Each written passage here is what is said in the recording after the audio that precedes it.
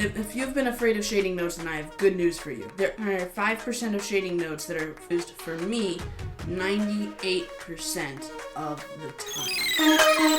So, the first thing to understand is that colors and shades are as much settings as numbers are. But what shading nodes are so important, and how do you use them? Fortunately, it's pretty simple. The first two inputs represent different parts of the mesh, but the final input represents a node input that I won't get into just yet. So what parts of the mesh do the first two inputs represent? Well, the first one is self-explanatory. It's the surface of the mesh and what you'll be using most of the time. The other, however, is for clouds or water. This is the inside of the mesh.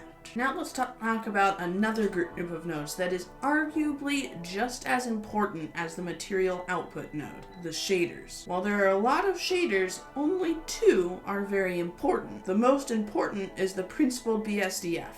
It can do pretty much anything you'll need from a shader. The settings you'll be using most of the time is the color, the roughness, and the bump. The next most important is the principal volume. This is what you'll want to use for volumetrics. The most important settings here are density and color. If you use these, you'll usually get what you're looking for. At this point, you'll have a functioning material, but you won't have anything great. For amazing materials, you'll want to use textures. These are infinite images. Almost all textures have a scale value.